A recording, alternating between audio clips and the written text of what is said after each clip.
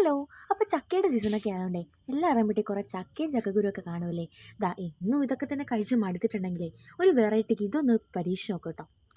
അങ്ങനെ കുറേ നേരത്തെ പ്രയത്നത്തിന് ശേഷം ഞാൻ അതേപോലെ തൊലിയൊക്കെ പൊളിച്ച് നല്ല 3-4 വട്ടം കഴുകി എടുത്തിട്ടുണ്ട് കേട്ടോ. ഒരു കുക്കറിലിട്ടിട്ട് കുറച്ച് വെള്ളം കൂടെ ഒഴിച്ചിട്ട് നല്ല രീതിക്കൊന്ന് വേവിച്ചെടുക്കണേ. ഒരു 2 വിസിൽ മതിയാകും. അപ്പോഴേക്കും അങ്ങ് വേഗം കേട്ടോ. ദാ ഇതെല്ലാം കഴിഞ്ഞ് വിസിലൊക്കെ പോയി കഴിയുമ്പോൾ പതുക്കെ ഒന്ന് തുറന്ന് നോക്കുക. അപ്പോൾ അത്യാവശ്യം വെന്തിട്ടുണ്ടാകും. കുറച്ച് വെള്ളം ഉണ്ടാവും. അത് കളയരുത്. അത് നമുക്ക് ആവശ്യമുണ്ടേ.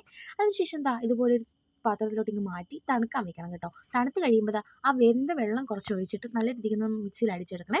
അതിനുശേഷം ഒരു പാൻ എന്തെങ്കിലും ചട്ടി അടുപ്പത്ത് വെച്ചിട്ട് കുറച്ച് നെയ്യ് ഒഴിച്ച് തേങ്ങക്കൊത്തൊന്ന് വറുത്ത് മാറ്റി വയ്ക്കണേ. അതിനുശേഷം കുറച്ച് നെയ്യ് ഒഴിച്ചിട്ട് നമ്മൾ അടിച്ച് വെച്ചിരിക്കുന്ന ആ മിക്സ് ഒന്ന് ഒഴിച്ച് കൊടുക്കുക. അതൊന്ന് അതിൻ്റെ വെള്ളമൊക്കെ ഒന്ന് വറ്റി കുറുകി വരുമ്പോഴത്തേക്കും നമ്മൾ മെൽറ്റ് ചെയ്ത് വെച്ചിരിക്കുന്ന നമ്മുടെ ശർക്കര പാനിയില്ലേ അതങ്ങോട്ട് ഒഴിച്ച് കൊടുക്കുക. മധുരത്തിനനുസരിച്ച് ഓരോരുത്തരുടെയും പാകത്തിന് ചേർക്കാം കേട്ടോ.